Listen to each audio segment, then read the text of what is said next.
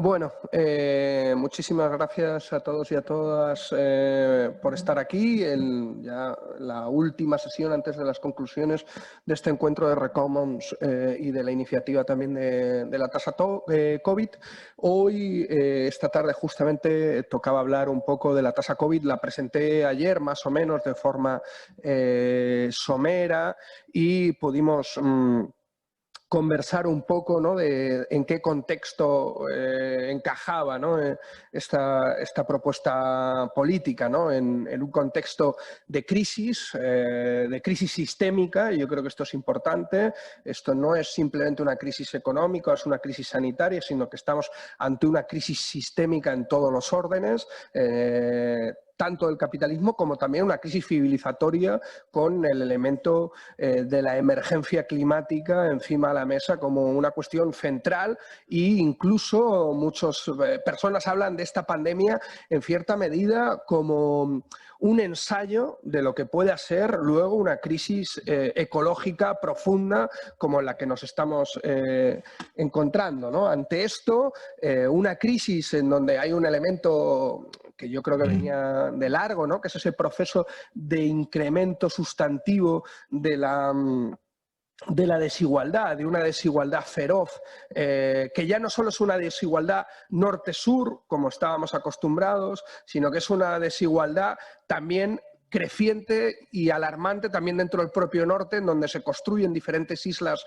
de pobreza, islas del sur dentro del mismo norte, ¿no? La propia evolución de la Unión Europea en relación a estos procesos de desigualdad creciente, yo creo que es un elemento también muy explicativo de ello. Yo ponía un ejemplo de que la desigualdad no solo es una cuestión económica o no solo se debe de medir en patrones económicos, sino que veíamos en una ciudad como Madrid cómo la desigualdad se podía medir en años de vida, ¿no? Como si nacías en un barrio popular de Madrid, tienes una esperanza de vida 7 años menor de si vives en un barrio rico de la ciudad de Madrid. Eso es lo que pasa entre Usera y el barrio de Salamanca, ¿no? Ahora mismo calles de ambos barrios tienen una incidencia del coronavirus similar, pero el gobierno decide clausurar los barrios populares, los barrios obreros y no tocar, ¿no?, ni muchísimo menos los barrios del centro. Eso también es un elemento de desigualdad de clase profunda y que se ve en la configuración de la ciudad e incluso en la configuración de las políticas públicas, ¿no? Ayer Oxfam presentó un informe muy interesante sobre el elemento de contaminación y la vinculación de clase también en relación a la contaminación. Y se veía cómo el 1% de la población actualmente contamina más que el 50% de la población más pobre de este mundo. Yo creo que eso es otro elemento también de desigualdad creciente, ¿no? Entonces, ante esto, ante este proceso de desigualdad que está en el epicentro de la crisis que vivimos, la propuesta de la tasa COVID es en cierta medida una coartada política para poder poner en el centro del debate público la cuestión del reparto de la riqueza y la lucha contra la desigualdad. ¿Cómo volvemos a centrar en el debate público una cuestión fundamental que es el reparto de la riqueza, el reparto del tiempo, el reparto de los trabajos, hablado en plural, y yo creo que esto es un elemento fundamental para incluir también una crítica ecofeminista a las propuestas que hagamos, en donde metemos en los trabajos de cuidados que normalmente son invisibilizados y solo realizados por mujeres. ¿Cómo podemos hacer una propuesta que pueda entroncar con esos repartos, con esos ataques a la desigualdad creciente y cómo además se centran en atacar a este capitalismo depredador neoliberal, ¿no?, desde una consigna que sea ampliamente asumida por las clases populares, ¿no? ¿Y cuál es? Que los que más tienen paguen más. Que si nos tenemos que enfrentar a la crisis que tenemos ahora mismo, climática, sanitaria, económica y demás, esto no lo pueden pagar los de siempre, no lo pueden pagar las clases populares. Y yo creo que ese es el eje central de la propuesta. Luego se puede materializar en que si eso es un 10%, un 20%, da igual. el eje central de la propuesta es cómo volver a poner el reparto de la riqueza, en donde el reparto de la riqueza no solo es una cuestión económica, no solo es una cuestión de recursos, sino que hay que meter el elemento público y común como una cuestión central, y ahí entronca muy bien con la cuestión de la sanidad como un servicio esencial que ha sido destruido por las políticas neoliberales durante tantos años, la educación, y lo estamos viendo los padres y las madres que estamos llevando a nuestros hijos a la escuela, cómo está devastada la escuela pública, o un elemento también central, la necesidad del control público de los sectores estratégicos de la economía, una economía que tiene que estar bajo control social para poder enfrentar los retos civilizatorios a los que nos enfrentamos. Y esto vuelve a poner encima de la mesa la necesidad de nacionalizaciones y, sobre todo, la necesidad de un control ecológico de la economía, que esté al servicio del bien común, ¿no? Evidentemente todo esto no lo vamos a hacer con la tasa COVID, esto se llamaría ecosocialismo, ¿no? Más o menos, pero por algo hay que empezar, y nuestra propuesta es justamente empezar por algo que pueda ser o que pueda tener la capacidad de movilizar a gente diversa, que se está viendo afectada por esta crisis de una forma diversa, que desde una perspectiva internacionalista, y nosotros proponemos una tasa COVID europea, pero podría ser evidentemente extrapolable a cualquier otro país fuera de Europa, no una tasa COVID de la Unión Europea, que yo creo que esto es una cuestión también importante, entre otras cosas porque entendemos que la Unión Europea no adoptaría ningún tipo de tasas de este estilo, pero, por ejemplo, 3 países europeos podrían adoptar 3 países europeos podrían adoptar la tasa COVID e incluso hacer políticas efectivas para influenciar sobre el resto de los países. Porque nosotros metemos aquí también un elemento central, que es la cuestión también de la lucha contra los paraísos fiscales. O sea, es una serie de elementos que operan dentro de la Unión Europea. Hay paraísos fiscales que operan dentro de la Unión Europea. El ejemplo lo decía un compañero ayer, que era de Luxemburgo, ¿no? Nosotros somos el paraíso fiscal más grande de la Unión Europea. Sí, bueno, Holanda, también podemos hablar tranquilamente de las políticas y de lo que es el sándwich holandés, justamente en la evasión y elusión fiscal de grandes multinacionales, ¿no? O sea, se pueden hacer políticas efectivas para acabar con esos agujeros negros. De hecho, la propia Comisión Europea daba un dato. La Comisión Europea, que creo que es muy poco acusable de organización judeocomunista conspiradora, la Comisión Europea daba un dato revelador, y es que los europeos y las europeas perdemos 1 millón de billones de euros al año por evasión y elusión fiscal de grandes empresas y de multimillonarios. Yo creo que es un dato muy revelador a la hora también de hacer pedagogía justamente con la gente, cuando yo no sé si pasa en otras partes de Europa. En España, siempre que vas a un debate político en una televisión y te dicen, propones cualquier medida, una renta básica universal o planteas una sanidad pública, te dicen, ¿y eso cómo lo vas a pagar? ¿No? Siempre te dicen lo mismo. ¿Cómo lo vas a pagar? Como si tú tuvieras que sacar la cartera y pagarlo en ese mismo momento, ¿no? Bueno, pues muy sencillo. Yo no lo voy a pagar. Nosotros no lo vamos a pagar. Lo van a pagar los que más tienen. Ese es el elemento central justamente sobre lo que se basa. Lanzamos esta iniciativa a finales de mayo. Es verdad que ahora los compañeros hablarán del recorrido que ha tenido también en el Estado español la iniciativa. Lanzamos esta iniciativa con unas 50 primeras firmas. Ahora hay más de 200 cargos públicos, intelectuales, activistas, sindicalistas que han firmado por la tasa COVID. La idea no es ni muchísimo menos pararnos.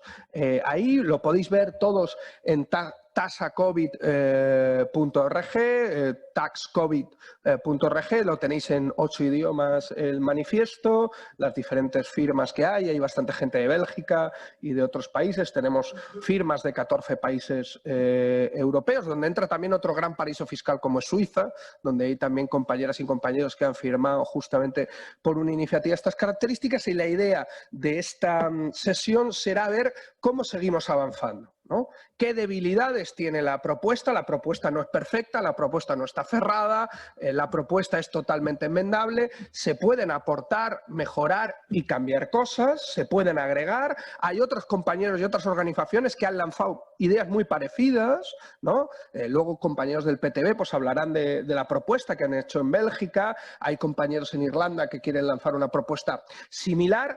La idea es poder coordinar las diferentes propuestas desde las particularidades que evidentemente cada territorio tenemos que tener, pero para intentar lanzar propuestas comunes que puedan converger y que puedan presionar por ese objetivo común de reparto de la riqueza y de un cambio de modelo productivo, de modelo de sociedad, de modelo que choque contra este capitalismo depredador. La idea es que ahora hablarán Ana Villaverde, compañera del Estado español, diputada de Adelante Andalucía y de Anticapitalistas, que comentará esta iniciativa a nivel institucional en el Estado español, y también luego hablará el economista portugués Chico Lousa también sobre impactos que pueden tener este tipo de iniciativas y esta iniciativa, y luego tendremos una ronda con una serie de compañeros que les voy a ir dando también la palabra, de diputados, eurodiputados, activistas, que algunos estaréis en la sala y cuando os llame por si podéis subiros y tal, hablar, y otros que se conectarán directamente, pues como vemos ahora a Paul Murphy, encantado Paul, desde el propio chat, ¿no? O sea que intentaremos hacer una esta. Y luego se abrirá una ronda de debate abierto también para ver qué podemos sumar y qué iniciativas se pueden llevar en este sentido. Yo no quiero restar más tiempo, luego intentaré hacer una conclusión también del debate que vayamos teniendo. Muchísimas gracias, y sí, vamos a dar primero la palabra de las personas que teníamos pensado que hablaran también de las iniciativas que se están llevando en varios sitios, qué opinan sobre la iniciativa y demás, a las personas que iban a hablar, que están en la sala, ¿vale? Para ir intercalando tanto a la gente que tenemos online como a la que tenemos en la sala. Lo primero que pido es disculpas por la pronunciación de los apellidos de las personas y nombres que van a venir, porque no soy especialmente bueno con el tema de los nombres y los apellidos. Germán Mugemango, de Bélgica, que es portavoz francófono del PTB, jefe del grupo del PTB en el Parlamento Valón y en el Consejo Comunal de Charleroi. Entonces, tenemos con nosotros a Germán, también tenemos a Leila Xavi, eurodiputada de Francia Insumisa, que luego la llamaré a venir, ¿vale? Sí.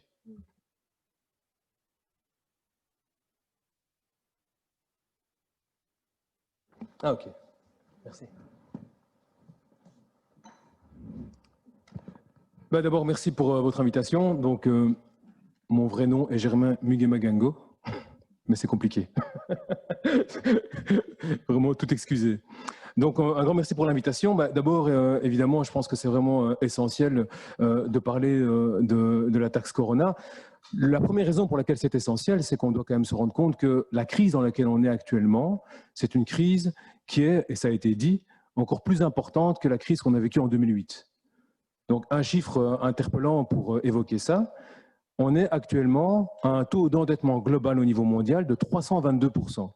Donc, ça veut dire que si on cumule les dettes des ménages, si on cumule les dettes des entreprises et si on cumule les dettes des États, on arrive à le constat qui est assez alarmant, qu'on a déjà consommé toute la richesse produite au niveau mondial pour les 3 prochaines années. Donc, si on fait la comparaison avec 2008, en fait, on est à 100 000 milliards de dollars de dettes en plus. Et donc, la même question qui s'est posée en 2008 se pose maintenant. Qui va payer tout ça? Ça, c'est la question qui se pose. En 2008, on sait qui a payé tout ça. En 2008, c'est nous. Ce sont les travailleurs, ce sont les soins de santé, ce sont les services publics. Dans les pays européens, en Belgique, on a eu par exemple le rallongement de la carrière. Les gens, ils ont dû travailler plus longtemps. On a eu aussi des coupes sombres dans les soins de santé, avec des conséquences qu'on paye maintenant. Puisque par exemple, quand on a cherché des masques, tout d'un coup, on s'est rendu compte que pour faire de l'économie, pour justement prendre des mesures d'austérité, on a détruit les masques. On l'a fait en Belgique, on l'a fait en France. Alors que maintenant, ça nous aurait été évidemment bien utile. Et donc la même question se pose maintenant, à savoir qui va payer cette crise. Alors, évidemment, on doit faire le constat que tout le monde n'a pas perdu dans cette crise. Donc par exemple, moi personnellement, j'habite à Charleroi, ça a été dit, j'ai fait mes courses chez Colruyt. Colruyt, c'est un des grands gagnants de cette crise. La grande distribution, c'est évidemment un des secteurs qui a beaucoup gagné dans cette crise. Ou un autre célèbre distributeur, qui est Amazon, donc Jeff Bezos, pendant la crise, il a gagné 35 milliards de dollars. Donc il est maintenant officiellement l'homme le plus riche du monde. Et donc quand on pose la question qui doit payer cette crise, ben, ce sont ceux qui ont profité de la crise qui doivent d'abord payer cette crise. Donc ça veut dire, ce n'est pas les infirmiers, ce n'est pas les infirmières, ce n'est pas les enseignants, ce n'est pas les ouvriers, ce n'est pas les conducteurs de train ou ceux qui travaillent dans la grande distribution. Ceux qui doivent la payer, ce sont ceux qui en ont profité. Alors en Belgique, on a mené le débat. Donc ben, sans surprise, le MR, qui est le parti libéral en Belgique, qui est un parti pour les millionnaires, il essaie de se faire passer pour le parti des indépendants, mais c'est plutôt le parti des millionnaires, est contre la crise. La NVA, plutôt est contre la taxe, pas contre la crise, contre la taxe. La NVA est contre la taxe. Et d'ailleurs, Theo Franken, donc porte-parole de la NVA, il a dit qu'il fallait quand même tenir compte du fait que les 1% les plus riches avaient aussi été victimes de la crise sanitaire. Donc ça veut dire que peut-être qu'il y a des fortunes qui sont passées de 15 milliards à 14 milliards, ou des yachts qui n'ont pas pu être nettoyés comme ils l'étaient avant. Mais pour nous, il est évident, évidemment, que les premières victimes de la crise sont les travailleurs, ce sont les infirmières, ce sont toutes les personnes qui nous entourent qui sont évidemment victimes de cette crise et aussi des conséquences sociales de la crise. Mais plus surprenant, je vous dis, le MR et la NVA sont contre la taxe Corona, plus surprenant, les écolos flamands, Groen, ou les socialistes flamands, la SPA, sont aussi contre cette taxe. Et alors ils viennent avec une série d'arguments. La taxe, elle est pourtant bien simple. La taxe, c'est 5% de taxe sur les fortunes de plus de 3 millions d'euros, ce qui rapporterait 15 milliards. Donc évidemment, ce n'est pas une petite somme, ça a été dit. Si on le fait dans différents pays, ça peut évidemment avoir un gros effet. Alors Groen et SPA se battent sur deux fronts. Le premier front, c'est qu'ils disent qu'il y a toute une série de problèmes pour rendre cette taxe possible. Ils disent par exemple, il n'y a pas de cadastre des fortunes. Ben oui, il n'y a pas de cadastre des fortunes, entre autres parce que vous l'avez refusé. Donc évidemment, ce serait intéressant d'avoir un cadastre des fortunes. Mais Guy Quoiden, qui dirige la Banque nationale belge, dit que même sans cadastre des fortunes, on pourrait très bien organiser une telle taxe. Pourtant, je ne pense pas qu'on peut penser que Guy Quoiden soit un communiste converti. Donc c'est tout à fait possible. Donc une tactique qui va se battre contre cette taxe, c'est dire que ce n'est pas possible. L'autre tactique, c'est venir avec des taxes bidons. Donc on doit échapper au syndrome de la taxe bidon. Un exemple, taxer les plus-values sur action. Donc on est dans un pays formidable en Belgique. Si maintenant vous gagnez un salaire de 1100 € par mois, vous commencez à être imposé. Si au cours d'un an, vous gagnez 1 million d'euros en vendant des actions, vous n'êtes pas imposé. Ce qui n'est évidemment pas normal. En Belgique, c'est 0%. Dans d'autres pays, en France par exemple, c'est 25%. Donc là, on est imposé. Au Danemark, c'est même 42%. Donc l'idée, évidemment, de taxer les plus-values sur actions, elle est intéressante. Donc ce serait logique, évidemment, d'y penser. Mais quand on voit exactement comment ça peut se produire, en fait, actuellement, on propose, la SPA propose, de taxer les plus-values sur actions des personnes physiques. C'est peut-être un petit peu technique, mais la plupart des grandes fortunes ne possèdent pas leur action en personne physique, elles possèdent leur action en société. Et donc, ça veut dire que si maintenant on poursuit cette logique de dire taxons ces plus-values de personnes physiques, non seulement évidemment on est en train de parler de quelques centaines de millions d'euros et pas de quelques milliards d'euros, mais surtout on va s'attaquer à qui? On va s'attaquer effectivement à ce qu'on peut appeler la classe moyenne. On ne va pas s'attaquer aux millionnaires en fait, on ne va pas s'attaquer aux grandes fortunes. Il y a toute une série de propositions, d'initiatives qui sont là, qui sont mises en place pour éviter la vraie cible, pour éviter effectivement les milliardaires, pour éviter ces gens qui ont profité de la crise pour s'enrichir encore plus et qui doivent payer cette crise. La bonne nouvelle, c'est qu'à côté de ces partis-là, nous ne sommes pas seuls. Il y a eu un sondage qui expliquait qu'en Belgique, il y a 80% des gens qui sont pour une forme de taxe Corona. 80% des gens. Alors en Belgique, je vous dis pour ceux qui ne connaissent pas notre situation particulière, On dit souvent que l'opinion publique en Wallonie, d'où je viens d'ailleurs, est à gauche, et que l'opinion publique en Flandre est à droite. Mais en tout cas, il y a un élément qui les unifie, c'est qu'ils sont pour, effectivement, que les responsables de la crise payent ces taxes Corona. C'est la raison principale pour laquelle nous, on va continuer à se battre pour ça, et on va aussi continuer à se battre pour ça, parce que je veux le répéter, parce que ce serait tout à fait inacceptable que les héros de la crise Corona, ceux qui nous ont aidés, payent cette crise. Je vous remercie.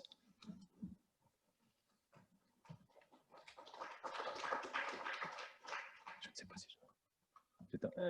Muchas gracias.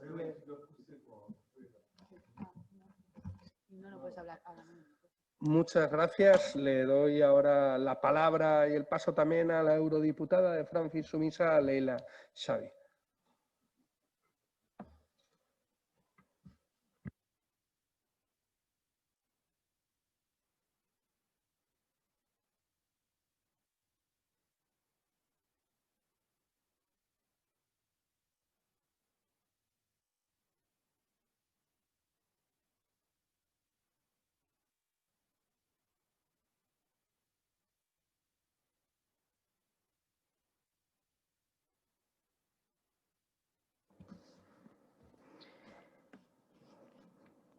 Bonjour, bonjour à tous, bonjour à toutes. Merci Miguel. Donc moi je suis Leila Cheby, je suis eurodéputée, membre du groupe de la GUE-NGL et de la délégation de la France Insoumise. Et ça nous semble extrêmement important cette proposition d'une taxe Covid, d'autant plus que eh bien, en France, on a vécu des événements ces 2 dernières années qui manifeste le fait que la question de la justice fiscale est au cœur de la question de la répartition des richesses. Et alors que les conséquences sociales de la crise sanitaire liées au Covid vont se faire de plus en plus dramatiques, de plus en plus importantes, avec une augmentation de la précarité, avec une augmentation du chômage, avec une augmentation de la crise du logement, cette question de la répartition des richesses, elle va être essentielle. Juste comme je vous disais, donc, ça a été dit dans les débats, donc la question de la justice fiscale, elle a été au cœur des débats en France, d'abord parce qu'on a un président de la République qui s'appelle Emmanuel Macron, et la première mesure qu'il a mis en place, Emmanuel Macron, c'était de supprimer l'impôt de solidarité sur la fortune, qui était un impôt sur les très riches, mais vraiment, enfin, les très riches, hein, les 1% de la population française. Et la première chose qu'il a mis en place, c'était ça, c'était de supprimer cet impôt-là, d'où son nom, rapidement, dès qu'il a été élu en 2017, de président des riches. On a eu un mouvement social, le mouvement des Gilets jaunes en France, qui avait pour première revendication la question de la justice fiscale. Le fait de se dire c'est pas possible dans un pays que une minorité de riches, on leur supprime les taxes, ils payent de moins en moins, et que par contre, il y a un impôt injuste qui est la TVA. Là, en France, un impôt que vous payez sur n'importe quel produit que vous achetez, il y a une taxe sur la valeur ajoutée donc que vous payez, qui est un impôt injuste, parce que quel que soit votre niveau de revenu, que vous soyez milliardaire ou que vous gagnez le salaire minimum, vous payez la même taxe sur votre paquet de pâtes, par exemple. Alors, donc comme je disais, donc la crise du Covid, la pandémie qu'on vit, ça va encore accentuer les inégalités. Dans cette crise, la plupart des gens ont souffert, ont perdu leur boulot, vont avoir des difficultés à retrouver leur boulot. Et ça a été dit par le camarade juste avant, il y en a certains par contre qui en profitent vraiment, qui en ont bien profité. C'est le cas notamment, comme le nom a déjà été évoqué, le nom d'Amazon, qui pendant le confinement a fait des chiffres d'affaires records, alors même que la plupart des citoyens étaient appelés à rester chez eux. La livraison de produits à domicile a continué de fonctionner, avec souvent des salariés d'ailleurs qui étaient envoyés au charbon, qui étaient envoyés sans protection, sans masque, sans respect des distances sanitaires, parce qu'il fallait produire, augmenter la productivité, expédier des produits qui étaient loin d'être les produits essentiels, hein. Je sais qu'en France, les syndicats d'Amazon ont relevé que les travailleurs d'Amazon expédiaient essentiellement des colliers lumineux pour chiens, du vernis à ongles, enfin des affaires pas vraiment essentiel. Donc Amazon fait partie de ces profiteurs de crise, de ces entreprises pour qui la crise a été une aubaine. L'organisation Oxfam a sorti un rapport la semaine dernière avec un chiffre assez parlant qui nous disait qu'il y a 900 000 salariés d'Amazon dans le monde. Il y a à peu près 900 000 salariés d'Amazon. Eh bien, si on donnait une prime de 100 000 $ à chacun de ces 900 000 employés d'Amazon, Jeff Bezos, le patron d'Amazon, serait toujours aussi riche qu'avant la crise. Amazon est une boîte qui est devenue trillionnaire pendant la crise. Alors trillionnaire, on a du mal à voir ce que ça imagine. Ça veut dire, c'est un trillion, c'est 1 milliard de milliards. Donc ça veut dire, on a regardé 18 zéros. Vous imaginez, pendant la crise, il n'y en a pas beaucoup des entreprises qui atteignent ce niveau de richesse. Et donc ça nous paraît essentiel, eh bien, de taxer ces profiteurs de crise. Nous, en France, on prend beaucoup appui sur une taxe qui avait été inventée au moment de la Première Guerre mondiale de 14-18, qui était une taxe sur les profiteurs de guerre. Cette taxe, elle a été mise en place après la guerre et à partir du constat qu'il y avait des entreprises, il y avait certaines personnes qui s'étaient enrichies pendant la guerre. Et bien, comment elle était mise en place? On s'est dit, tiens, on va regarder le bénéfice qui a été réalisé pendant le temps de guerre, le bénéfice qui était réalisé sur la même période en temps normal s'il n'y avait pas eu la guerre, et la différence, eh bien, on la paye à l'État et ça va servir à financer les services publics. Et je crois qu'aujourd'hui, ça revient d'actualité, cette mesure, quasiment un siècle, plus d'un siècle après, avec une taxe sur les profiteurs de crise. Et à mon avis, la taxe Covid, ça doit être ça aussi, une taxe sur les profiteurs de crise, pour faire en sorte, comme ça a été déjà dit, eh bien, que ce soit les riches qui payent la crise, qui payent pour les services publics dont on a tant besoin, qui payent aussi pour les conséquences sociales de la crise sanitaire.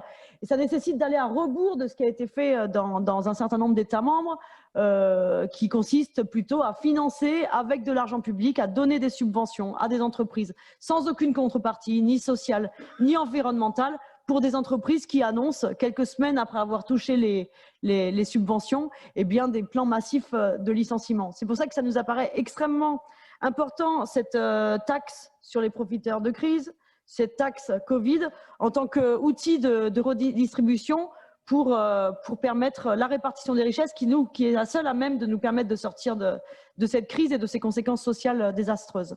Voilà, merci.